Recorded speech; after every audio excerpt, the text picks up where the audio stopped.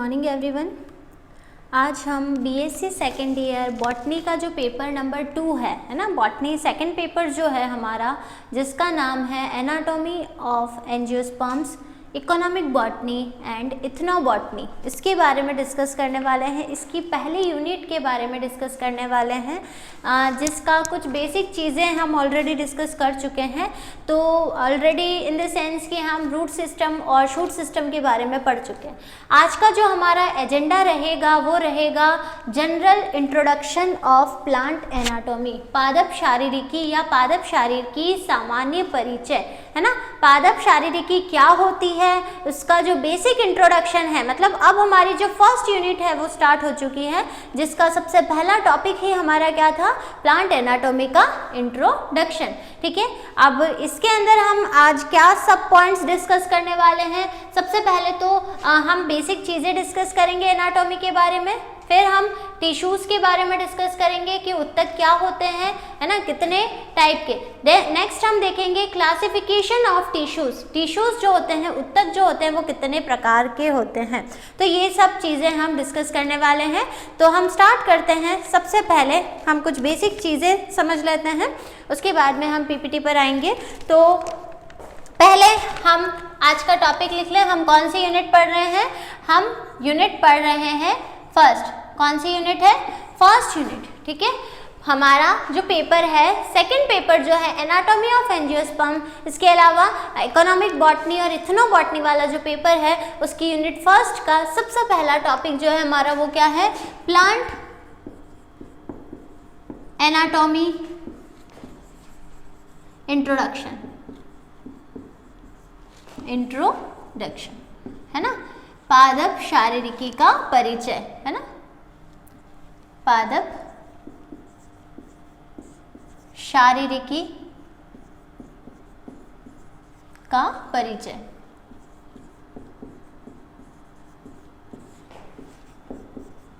ठीक है, अब इस टॉपिक के अंदर हम क्या पढ़ने वाले हैं? तो पादप शारीरिकी, सबसे पहले हम एक एक करके पॉइंट्स के बारे में डिस्कस करेंगे। हम प्लांट एनाटॉमी पढ़ रहे हैं एंजियोस्पर्म पादपों की। हमें एंजियोस्पर्म पादपों का मतलब पता है ना, एंजियोस्पर्म प्लांट्स का मतलब पता है। अब हमें देखना है, अब यहाँ पर जितने भी टर्मिनोलॉजी आ रही है, प्लांट, फाइटो ग्रुप, फाइटोस बोलते हैं ना प्लांट को, ठीक है। अब एनाटॉमी आई, अब हमारे पास में टर्मिनोलॉजी आ रही है एनाटॉमी। एनाटॉमी जिसको हम कहते हैं शारीरिकी, जिसको हम बोलते हैं शारीरिकी। अब इसका मतलब क्या होता है? अब हमारा सारा जो मेन समझने का कंसेप्ट है वो क्या है, एनाटॉमी क्या होता है, इसको समझने का बेसिक चीज़ हमको समझ में आ जाएगी। तो हम आगे जितनी भी जो यूनिट्स है वो इजीली कवर अप कर लेंगे, क्योंकि हमारी एनाटॉमी से रिलेटेड 3 यूनिट है, फर्स्ट, सेकेंड और थर्ड। ठीक है, तो पहली बात, एनाटॉमी का मतलब क्या होता है? पहली लाइन में अगर, एक लाइन में अगर हम समझे तो एनाटॉमी का मतलब होता है study of internal organ of plant, मतलब पादपों के आंतरिक अंगों का अध्ययन, पादपों के आंतरिक अंगों या आंतरिक अंगों का अध्ययन। ठीक है ना, इंटरनल स्ट्रक्चर या इंटरनल ऑर्गन्स के बारे में पढ़ना। मतलब अब हमको पता है पादप के अंदर बहुत सारे भाग होते हैं, है ना। अगर हम आउटर जो हमको दिख रहा है, हमको क्या क्या दिखता है बाहर से, है ना, जिसके लिए हमको माइक्रोस्कोप की जरूरत नहीं पड़ती। जैसे हम बोलते हैं जड़ दिखती है, तना दिखता है, शाखाएं दिखती हैं, पत्तियां दिखती हैं, है ना। हम जो इजीली देख पाते हैं कि हाँ पत्तियों का शेप ऐसा है ना, तना ऊर्ध्व है, जड़ें मुसला जड़ें हैं या कौन सी जड़ें, तो ये चीज़ें हम देख के बता पा रहे हैं। ये चीज़ें हम देख के बता पा रहे हैं कि पत्तियां जो है वो कंपाउंड लीफ है, सिंपल सरल प्रकार की पढ़ने हैं। तो ये सब चीज़ें क्या कहलाती है, जो आप इजीली देख पाते हो, मॉर्फोलॉजी कहलाती है, आकारिकी कहलाती हैं। आकारिकी का मतलब होता है जो आप देख के बता पा रहे हो, है ना। अब आपको क्या करना है, अब इन्हीं भागों को, मतलब जड़, तना, पत्तियां, इन्हीं भागों को आपको जब उनकी आंतरिक संरचना पढ़नी होगी, आंतरिक संरचना को समझना होगा, तो आप क्या करोगे, आपको उनका सेक्शन काटना पड़ेगा। आपको उनका सेक्शन काटना पड़ेगा। आपको जब उनकी आंतरिक संरचना की अध्ययन करनी है तो आपको उनकी बारीक सेक्शन काट के माइक्रोस्कोप के अंदर देखना पड़ेगा, तभी जाके आप एक एक सेल, एक एक टिश्यू को क्या कर पाओगे, आइडेंटिफाई कर पाओगे, पहचान पाओगे। तो एनाटॉमी जो है वो वनस्पति विज्ञान की एक ऐसी शाखा है जिसके अंदर हम पादप के अंगों या पादप के भागों की आंतरिक संरचना का अध्ययन करते हैं। ये डेफिनेशन हो गई किसकी, एनाटॉमी की। तो plant anatomy is a branch of botany, है ना, in which we study about the internal parts या internal organs of a plant, ठीक है। जिसके लिए हमको किसकी जरूरत पड़ती है, जिसके लिए हमको पादप के भागों का सेक्शन काटना पड़ता है ना, चाहे वो ट्रांसवर्स सेक्शन हो, चाहे वो वर्टिकल सेक्शन हो, है ना, अनुदैर्ध्य जो आप सेक्शन काटते हो। तो ये सेक्शन काटने के बाद में हम क्या करते हैं, उसको माइक्रोस्कोप के अंदर देखते हैं। जैसे 11th-12th में भी हम जनरली पढ़ते हैं, तो हम किसी भी जड़ है या तना है ना, तो सबसे बाहरी परत एपिडर्मिस होती है, फिर कॉर्टेक्स, फिर एंडोडर्मिस, फिर पेरिसाइकल, जाइलम, फ्लोएम, पित्त होता है सेंटर में। तो ये लेयर्स आप कहाँ से देखते हो, ये लेयर्स हम जब तक हम उसका सेक्शन नहीं काटेंगे हमको एक एक सेल क्लियर नहीं दिखेगी। तो सेक्शन काटना इसलिए ज़रूरी होता है ताकि हम एक एक सेल को आइडेंटिफाई कर पाएँ, सेल का स्ट्रक्चर समझ पाएँ, टिश्यू समझ पाएँ, लेयर्स समझ पाएँ, है ना। तो ये सब के लिए हमको क्या, हम कौन सी, ये सब का अध्ययन हम पादप विज्ञान या वनस्पति विज्ञान की कौन सी शाखा के अंदर करते हैं, हम ये सब पढ़ते हैं एनाटॉमी के अंदर। तो एनाटॉमी जो है वो इस प्रकार की हमारी एक ब्रांच है, ठीक है। अब एनाटॉमी पढ़ने के लिए क्या क्या ज़रूरी होता है, हम क्या क्या पढ़ेंगे यूनिट्स के अंदर। तो एनाटॉमी हम किस किस की पढ़ते हैं, हम जड़ों की एनाटॉमी पढ़ेंगे, है ना, रूट्स का हम ट्रांसवर्स सेक्शन काटते हैं तो जड़ों की एनाटॉमी पढ़ेंगे। जड़ों के बाद तने की एनाटॉमी पढ़ेंगे कि तने की आंतरिक संरचना किस प्रकार से होती है। सेम चीज़ हम मोनोकोट प्लांट जितने भी हैं उनकी जड़ को अलग से देखेंगे कि उनकी जड़ों में क्या खास बातें हैं, क्या विशेषता है उनकी जड़ों की। फिर हम डाइकोट पादपों की जड़ें लेंगे, है ना, डाइकोट पादप मतलब द्विबीजपत्री पादपों की जड़ें लेंगे, उनका ट्रांसफर सेक्शन काट के हम माइक्रोस्कोप में देखेंगे, हम देखेंगे कि क्या अंतर दिखता है हमको, ठीक है। फिर वैसे ही हम मोनोकोट का तना लेंगे, डाइकोट का तना लेंगे, उसमें अंतर देखेंगे, उसमें क्या होता है। इसके अलावा डाइकोट की लीफ लेंगे, मोनोकोट की लीफ लेंगे, पत्ती, है ना, उसका सेक्शन काट के हम देखेंगे कि कैसे हमको चीज़ें दिखती हैं, कैसे लीव्स के अंदर हमको स्टोमेटा दिखते हैं, है ना। स्टोमेटा इतने बारीक होते हैं, इतने छोटे छेद होते हैं, वो हम नग्न आंखों से नहीं देख पाते हैं, इसीलिए हमको क्या, नेकेड आई से हम उसको नहीं देख पा रहे, इसीलिए हमको उसको देखने के लिए माइक्रोस्कोप की ज़रूरत है। तो ये एनाटॉमिकल जितनी भी स्टडी होती है वो माइक्रोस्कोपिक स्टडी होती है, इंटरनल स्टडी होती है, ठीक है। अब जब आप किसी चीज़ का इंटरनल स्ट्रक्चर देख रहे हो तो आपको क्या दिख रहा है, आपको उसका पूरा सेलुलर ऑर्गेनाइजेशन दिखेगा। आप जब उसका स्टडी करोगे माइक्रोस्कोप के अंदर तो आप क्या दिखेगा, आपको उसके अंदर सेल्स दिखेंगी, पूरा सेलुलर ऑर्गेनाइजेशन दिखेगा। जैसे कि ऑर्गेनाइजेशन क्या होता है, तो ऑर्गेनाइजेशन का मतलब क्या होता है, संगठन, है ना। तो शारीरिक संगठन जितना भी इंटरनल ऑर्गन या ऑर्गेनाइजेशन का स्टडी करते हैं हम, ठीक है। तो संगठन मतलब क्या होता है, जैसे कि हम बोलते हैं single cell, group of cell मिलकर के क्या बनाता है, कोशिकाओं का समूह मिलकर के टिश्यू बनाता है, ठीक है। टिश्यू मिलकर के आपका टिश्यू सिस्टम बनाता है। टिश्यू सिस्टम क्या बनाता है, ऑर्गन बनाता है, ऑर्गन सिस्टम बनाता है। ऑर्गन सिस्टम क्या बनाता है, कंप्लीट ऑर्गेनिज्म, ठीक है। कोशिका,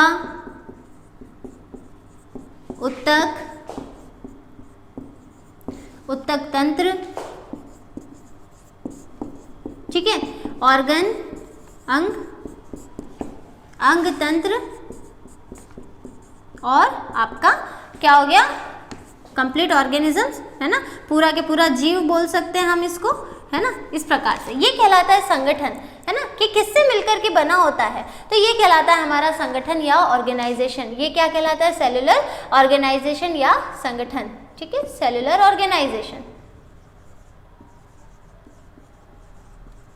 तो ये ऑर्गेनाइजेशन होता है, ठीक है, कि एक कोशिका होती है, सिंगल सेल होती है, फिर सेल क्या करती है, सेल का काम होता है डिवीजन करना, कोशिका का काम क्या होता है, विभाजन करना। तो जब कोशिका विभाजन करेगी तो कोशिकाओं के समूह हो जाएंगे, उन समूह को हम क्या बोलेंगे, उत्तक बोलेंगे, है ना। उत्तक मिलकर के उत्तक तंत्र बनाएंगे, है ना। उत्तक तंत्र मिलकर के ऑर्गन बनाएंगे, ऑर्गन मतलब प्लांट के डिफरेंट ऑर्गन जितने भी होते हैं वो बनाएंगे, ऑर्गन मिलकर के ऑर्गन सिस्टम, और फिर हमारे कंप्लीट ऑर्गेनिजम्स की या पूरे के पूरे जीव की जो है वो हो जाती है, व्यवस्था हो जाती है, बन जाता है, पूरा कंप्लीट ऑर्गेनिज्म बन जाता है। तो ये कहलाता है संगठन। तो जब आप किसी की एनाटॉमी पढ़ रहे हो, इसका मतलब आप जब किसी की इंटरनल स्ट्रक्चर पढ़ रहे हो तो आपको उसके अंदर इन सब चीज़ों के बारे में भी पढ़ना पड़ेगा। इन शॉर्ट सेल और टिश्यू के बारे में भी आप एनाटॉमी के अंदर पढ़ते हो, ठीक है। तो अब हम देखते हैं टिश्यू क्या होता है इसके बारे में। अच्छा, एनाटॉमी जो है आपकी, एनाटॉमी जो है वो लैटिन टर्म से लिया गया है या लैटिन या ग्रीक टर्म से लिया गया है, जिसके दो टर्म क्या है, एनाटॉमी की अगर हम बात करें तो दो टर्म से मिलकर बना है ये एना प्लस टैमेन, ठीक है, एना प्लस टैमेन। तो एना का तो मतलब होता है अप, ऊपर की ओर, ठीक है, और टैमेन का मतलब होता है टू कट, ठीक है। जब आप किसी की स्ट्रक्चर को कट करोगे, जब आप किसी की स्ट्रक्चर को सेक्शन कटिंग करोगे, तब आप उसकी क्या कर सकते हो, आंतरिक संरचना के बारे में समझ सकते हो, ठीक है। अब दूसरी बात हमारे पास में आती है कि एनाटॉमी से रिलेटेड ही, एनाटॉमी से संबंधित ही बॉटनी की हमारे पास में एक और शाखा है जिसको हम बोलते हैं हिस्टोलॉजी, जिसको हम बोलते हैं हिस्टोलॉजी। क्या बोलते हैं, हिस्टोलॉजी या फिर ओतिकी, हिस्टोलॉजी या फिर ओतिकी। ये क्या होती है, एनाटॉमी से संबंधित बॉटनी की, वनस्पति विज्ञान की एक और शाखा है हमारे पास में जिसको हम बोलते हैं हिस्टोलॉजी, ठीक है। आज की क्लास में हम इन टर्मिनोलॉजी के बारे में ही डिस्कस करेंगे कि एनाटॉमी क्या होती है ना, हिस्टोलॉजी क्या होता है, क्लासिफिकेशन ऑफ, अगर हम बोले टिश्यू क्या होते हैं, टिश्यू के आगे हम आगे बात करें तो टाइप्स ऑफ टिश्यू कितना होता है, ठीक है। तो हिस्टोलॉजी जो होती है वो क्या होती है, औतिकी का मतलब होता है वनस्पति विज्ञान की एक ऐसी शाखा जिसमें हम उत्तकों के बारे में पढ़ते हैं, जिसमें हम किसके बारे में पढ़ते हैं, टिश्यूज़ के बारे में पढ़ते हैं, उत्तकों या फिर टिश्यूज़ के बारे में पढ़ते हैं, उनकी संरचना, उनका संगठन, इन सब के बारे में वनस्पति विज्ञान की कौन सी शाखा के अंदर पढ़ा जाता है, तो हिस्टोलॉजी या फिर औतिकी के अंदर पढ़ा जाता है। तो हिस्टोलॉजी या औतिकी बॉटनी की एक ऐसी ब्रांच है जिसके अंदर हम टिश्यूज़ के बारे में पढ़ते हैं। तो अब क्वेश्चन आता है, टिश्यूज़ क्या होता है, उत्तक क्या होते हैं। उत्तक जो होते हैं वो कोशिकाओं का समूह होता है, अभी हमने संगठन देखा उसका, है ना। इतना तो हमको पता है कि टिश्यूज जो है वो कोशिकाओं का समूह होते हैं, लेकिन क्या सभी कोशिकाओं के समूह को हम टिश्यू बोल सकते हैं, नहीं। हम ऐसी कोशिकाओं के समूह को टिश्यू बोलते हैं जो कि आकार, है ना, शेप एंड साइज बोल सकते हो, है ना, डेवलपमेंट और ओरिजिन में और फंक्शन में सिमिलर हो, ऐसे कोशिकाओं के समूह को हम क्या बोलते हैं, टिश्यू बोलते हैं। मतलब उत्तक क्या होता है, ठीक है। अगर हम बात करें उत्तक,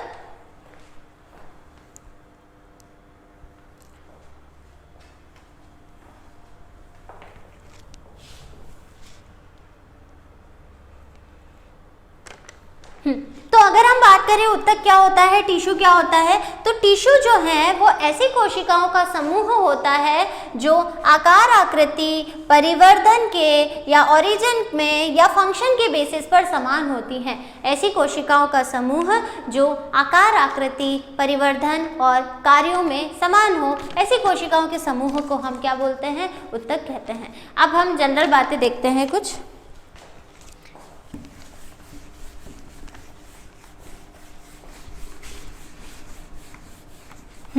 पहली बात तो ये कि हमने आज की क्लास में क्या क्या पढ़ा,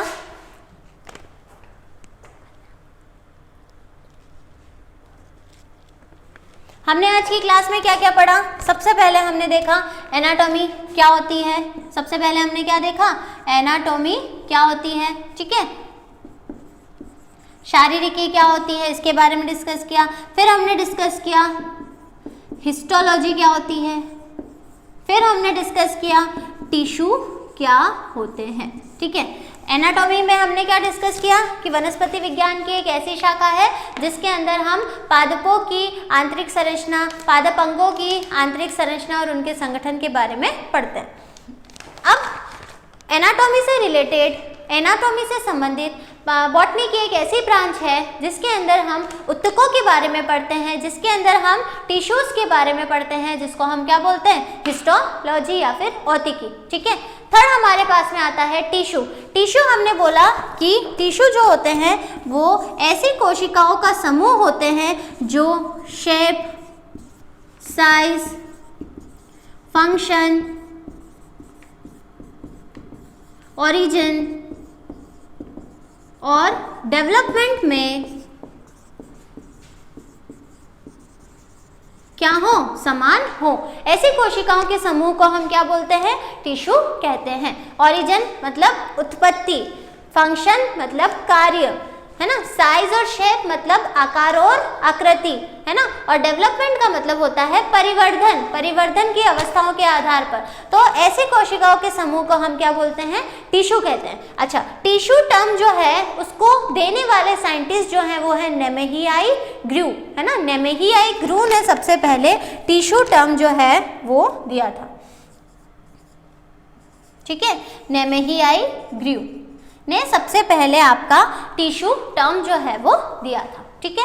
अब हम नेक्स्ट बात करते हैं कि ये जो ऊतक होते हैं वो कितने प्रकार के होते हैं। मेनली अब हमारा फोकस किस पर रहेगा? ऊतक। हमको टिश्यू के बारे में डिटेल में स्टडी करनी है, इन शॉर्ट, है ना। एनाटॉमी और हिस्टोलॉजी की बात हमने की, अब हम टिश्यू की बात को डिटेल में करेंगे क्योंकि टिश्यूज जो हैं वो हमको काफ़ी डिटेल के अंदर पढ़ने हैं, क्योंकि अब टिश्यूज पर ही हमारा जो एनाटॉमी का कंसेप्ट है वो रहेगा। तो अब हम बात करते हैं क्लासिफिकेशन ऑफ टिश्यूज। अब हम बात कर रहे हैं क्लासिफिकेशन ऑफ टिश्यूज, मतलब ऊतकों का वर्गीकरण, ऊतकों का वर्गीकरण, ठीक है। अगर हम क्लासिफिकेशन की बात करते हैं तो हम कोई ना कोई आधार लेते हैं कि किस आधार पर आप टिश्यूज के टाइप जो है वो पढ़ते हैं, किस आधार पर आप टिश्यूज के टाइप को पढ़ते हैं। तो बेस हमारा क्या है? On the basis of stages of development, है ना। परिवर्धन की अवस्थाओं के आधार पर हम ऊतकों के भाग पढ़ रहे हैं, ऊतकों का क्लासिफिकेशन पढ़ रहे हैं। तो क्लासिफिकेशन ऑफ टिश्यू मतलब टाइप्स ऑफ टिश्यू कितने प्रकार के होते हैं on the basis of development की स्टेजेस या स्टेजेस ऑफ डेवलपमेंट। हमारे पास में दो टाइप के टिश्यू होते हैं, एक तो होते हैं मेरिस्टेमेटिक टिश्यू और एक होते हैं परमानेंट टिश्यू। मेरिस्टेमेटिक टिश्यू को हम हिंदी में बोलते हैं विभज्योतक और परमानेंट टिश्यू को हम बोलते हैं स्थायी ऊतक, है ना। मेरिस्टेमेटिक और परमानेंट टिश्यू की हम बात कर रहे हैं। मेरिस्टेमेटिक टिश्यू को हम बोलते हैं विभज्योतक और परमानेंट टिश्यू को हम बोलते हैं स्थायी ऊतक, ठीक है। अब क्या अंतर होता है विभज्योतक और स्थायी ऊतक में, वो हमको देखना है, ठीक है। पहली बात हम टिश्यू पढ़ रहे हैं, टिश्यू क्या होते हैं वो हमने देख लिया, टिश्यू टर्म किसने दिया वो हमने देख लिया। अब हम देख रहे हैं क्लासिफिकेशन ऑफ टिश्यूज, जिसमें हमने बोला कि on the basis of development के स्टेजेस की बेसिस पर हमने देखा कि एक तो होता है मेरिस्टेमेटिक टिश्यू और एक होता है हमारे पास में परमानेंट टिश्यू। अब हमको देखना है कि क्या अंतर होता है इन दोनों के अंदर। पहली बात कि मेरिस्टेमेटिक टिश्यू ऐसे ऊतक होते हैं जो कंटिन्यूसली क्या करते हैं? डिवीज़न करते हैं। कंटिन्यूसली जिसकी सेल जो है वो क्या करती है? डिवीज़न करती है ना। टिश्यू है इसका मतलब सेल से मिलकर ही बने होंगे, टिश्यू है मतलब सेल से मिलकर बने होंगे। तो ऐसे ऊतक जिनकी कोशिकाएं लगातार विभाजन करती हैं, क्या कहलाते हैं? विभाज्योतक। जिनकी कोशिकाएं लगातार विभाजन करती हैं क्या कहलाते हैं? विभाज्योतक। तो परमानेंट टिश्यू क्या होता है? स्थायी ऊतक। परमानेंट ऐसी कोशिकाएं या ऐसे ऊतक जिनकी कोशिकाओं के अंदर डिवीजन की कैपेसिटी अब क्या हो चुकी है? समाप्त हो चुकी है, खत्म हो चुकी है, जो अब आगे डिवीजन नहीं करेंगे या फिर डिवीजन की कैपेसिटी कुछ टाइम के लिए रिप्रेस हो चुकी है, दब चुकी है। तो ऐसे टिश्यू जिनकी सेल के अंदर अब डिवीजन की कैपेसिटी क्या हो गई है? खत्म हो चुकी है, वो ऊतक क्या कहलाते हैं? परमानेंट। मतलब मेरिस्टेमेटिक टिश्यू से ही परमानेंट टिश्यू की उत्पत्ति होती है, क्योंकि मेरिस्टेमेटिक टिश्यू की सेल्स जो होती है वो कंटिन्यूसली डिवीजन करती रहती हैं। जैसे एक सेल से 2 बनी, 2 से 4 बनी, है ना, 4 से 8 बनी। तो एट द एंड आते आते हो सकता है कि कोई ऐसी स्टेज आ जाए जिसके अंदर वो ऐसी सेल्स के अंदर कन्वर्ट हो जाए जो आगे क्या कर पाए? आगे वो डिवीजन ना कर पाए। तो मेरिस्टेमेटिक सेल से ही, मेरिस्टेमेटिक टिश्यू से ही परमानेंट टिश्यू की उत्पत्ति होती है और इसकी सेल हमेशा विभाजन करती है। इसकी सेल में विभाजन की कैपेसिटी समाप्त हो चुकी होती है। अब मेरिस्टेमेटिक, है ना, मेरिस्टेमेटिक टर्म जो होता है ना, मेरिस्टोस से लिया गया है। किससे लिया गया है? मेरिस्टोस, जिसका मतलब ही क्या होता है? डिवीजन करना, डिवीजन करना। तो जब इसकी कोशिकाएं विभाजन करती रहेगी तो क्या पूरे पादप के अंदर मेरिस्टेमेटिक टिश्यू पाए जाते हैं, या क्या पूरे पादप के अंदर मेरिस्टेमेटिक टिश्यू की सेल्स विभाजन करती रहेगी? तो इसके लिए हमारे पास में कुछ स्पेसिफिक साइट होती है। पादप के अंदर कुछ ऐसे विशेष भाग होते हैं जहां पर ये मेरिस्टेमेटिक टिश्यू प्रेजेंट होते हैं। इनकी प्रेजेंस अगर हम देखें तो मेनली अगर हम इसकी प्रेजेंस की बात करें, किसकी? मेरिस्टेमेटिक टिश्यू की, है ना। हम किसकी बात कर रहे हैं? मेरिस्टेमेटिक टिश्यू की प्रेजेंस की अगर हम बात करें तो कुछ इस प्रकार से हम देखते हैं। तो मेरिस्टेमेटिक टिश्यू कहाँ कहाँ उपस्थित होते हैं?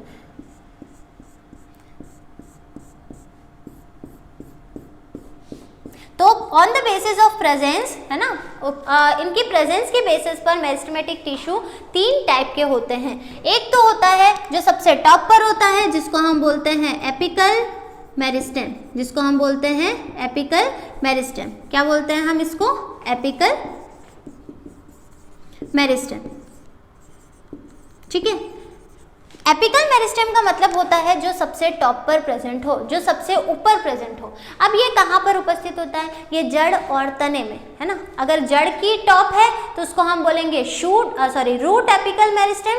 अगर तने की टॉप पर प्रेजेंट है तो उसको हम बोलेंगे शूट एपिकल मेरिस्टेम। तो एपिकल मेरिस्टेम टॉप वाले रीजन पर प्रेजेंट होता है, ठीक है। फिर बीच बीच में नोड वाला, जो तने के नोड वाला भाग होता है, यहाँ पर प्रेजेंट मेरिस्टेम को हम बोलते हैं, बीच बीच में जो है यहाँ पर हो सकता है यहाँ की सेल्स डिवीजन नहीं कर रही है, तो इसका मतलब यहाँ की सेल कौन सी होगी? परमानेंट होगी, जिसमें अब डिवीजन की कैपेसिटी समाप्त हो चुकी है। इसको हम बोलते हैं, है ना, जो बीच बीच वाले हैं उसको हम बोलते हैं इंटर कैलरी मेरिस्टेम, ठीक है।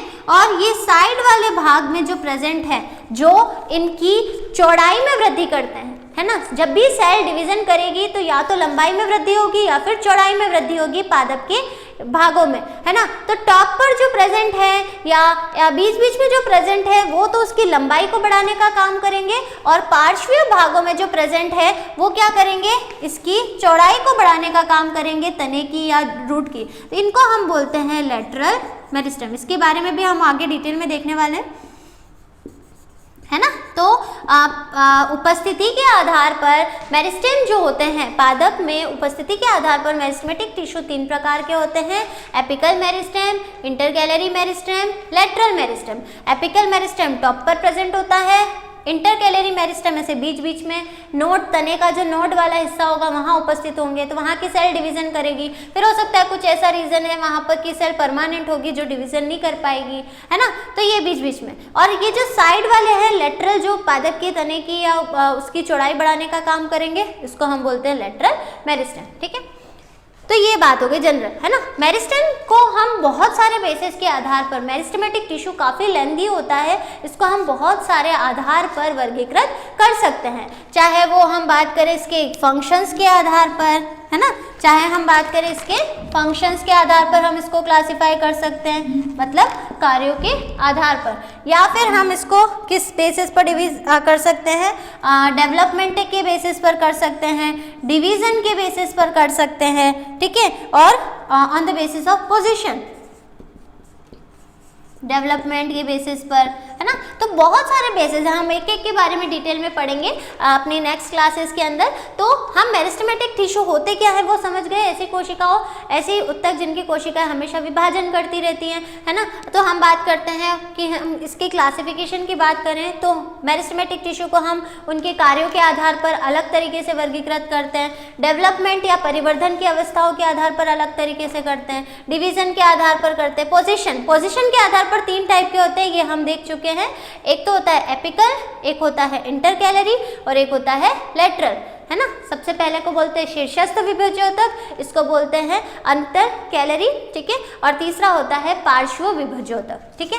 अब बात करें परमानेंट टिश्यू की, तो परमानेंट टिश्यू के अंदर डिवीजन कैपेसिटी समाप्त हो चुकी होती है, अब इनमें डिवीजन पावर नहीं होती है। ये हमारे कितने टाइप के होते हैं, तो ये हमारे 3 टाइप के होते हैं। सबसे पहले की अगर हम बात करें तो सिंपल, है ना, सबसे पहले की बात करें तो सिंपल परमानेंट टिश्यू, दूसरा होते हैं कॉम्प्लेक्स और तीसरे होते हैं स्पेसिफिक। अब ये क्या होते हैं इसके बारे में हम डिटेल में देखेंगे आगे, ठीक है। तो हमारे पास में परमानेंट टिश्यू के भी 3 प्रकार हैं, सिंपल, कॉम्प्लेक्स और स्पेसिफिक। सरल स्थायी उत्तक, है ना, कॉम्प्लेक्स मतलब जटिल स्थायी उत्तक और स्पेसिफिक मतलब विशिष्ट स्थायी उत्तक। तो इस प्रकार से हमारा जो टिश्यूज होते हैं वो डिवाइडेबल होते हैं 2 ब्रांचेस या 2 पार्ट्स के अंदर, मेरिस्टेमेटिक टिश्यू और परमानेंट टिश्यू। हम दोनों टिश्यू के बारे में डिटेल में पढ़ेंगे। अभी हमने बेसिक समझ लिया है, बेसिक चीज़ समझ ली है कि मेरिस्टेमेटिक और परमानेंट टिश्यू क्या होते हैं। हमारी फर्स्ट और सेकेंड यूनिट जो है वो दोनों इन्हीं टिश्यूज़ के ऊपर ही बेस्ड है। तो हम आगे पीपीटी के अंदर समझ लेते हैं के बारे में।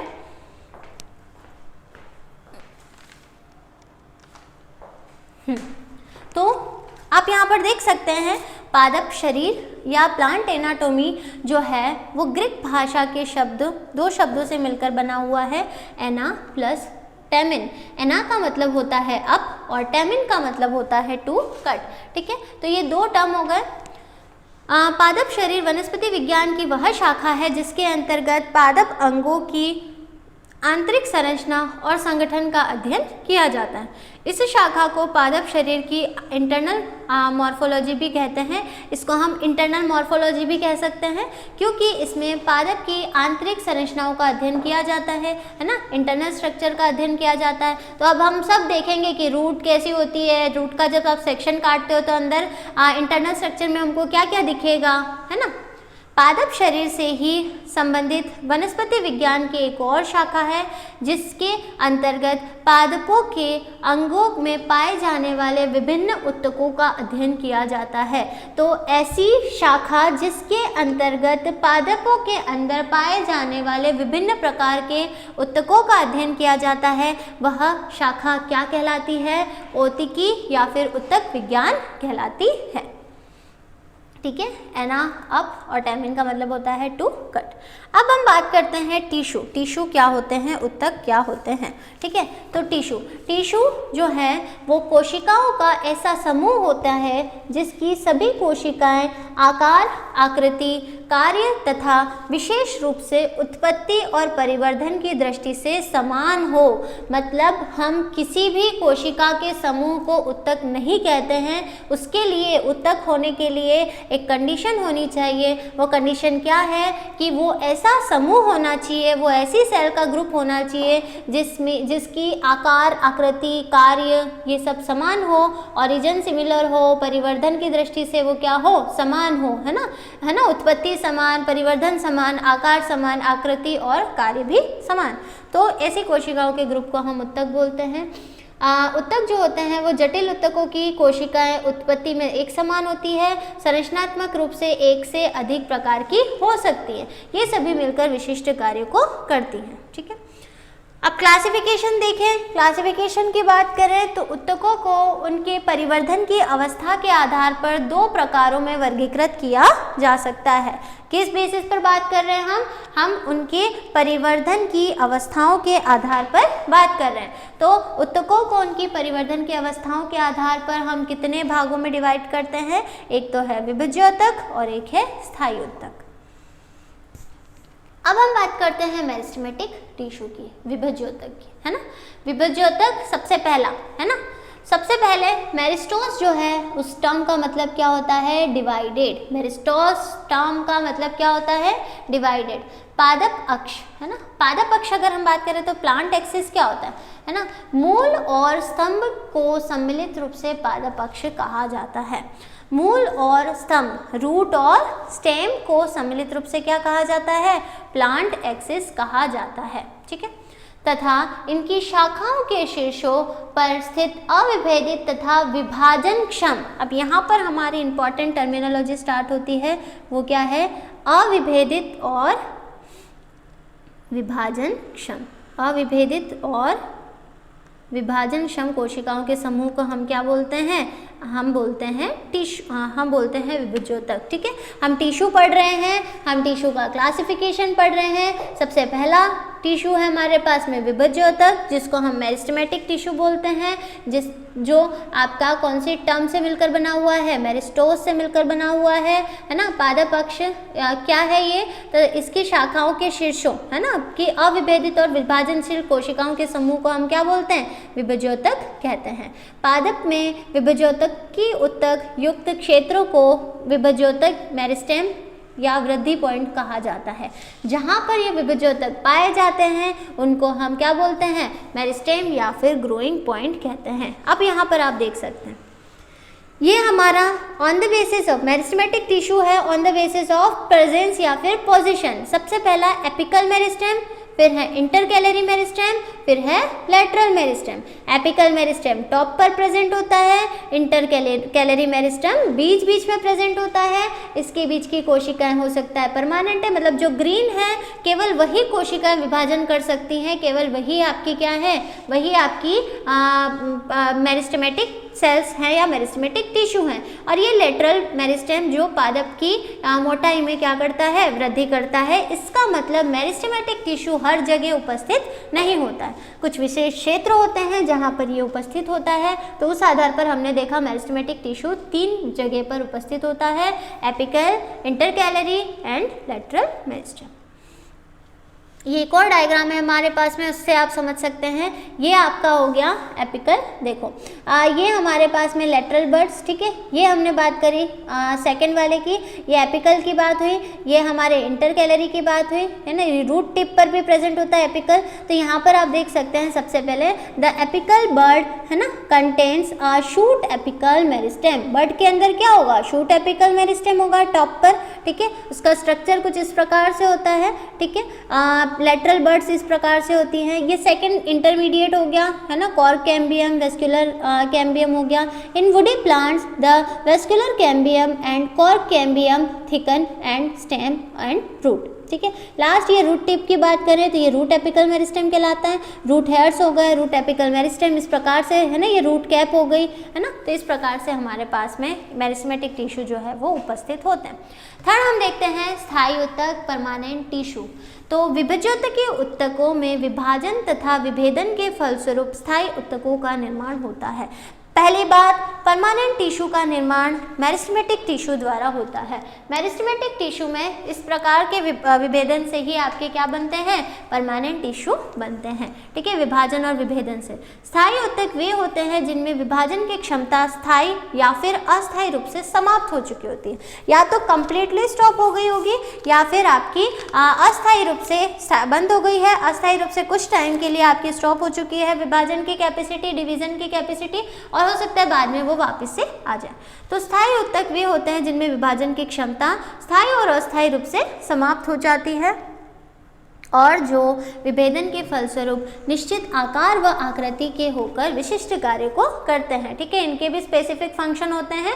हमको पूरी दोनों यूनिट्स के अंदर इन्हीं के बारे में, मेरिस्टेमेटिक टिश्यू और परमानेंट टिश्यू के बारे में डिटेल में पढ़ना है। ठीक है, तो परमानेंट टिश्यू हमारे हो गए जो अलग स्पेसिफिक वर्क करेंगे, और मेरिस्टेमेटिक टिश्यू प्लांट के अंदर अलग प्रकार के स्पेसिफिक वर्क को परफॉर्म करेंगे। ठीक है, अब आगे हम इसको और डिटेल में पढ़ेंगे, मेरिस्टेमेटिक टिश्यू के क्लासिफिकेशन, परमानेंट टिश्यू के क्लासिफिकेशन को। ठीक है, थैंक यू।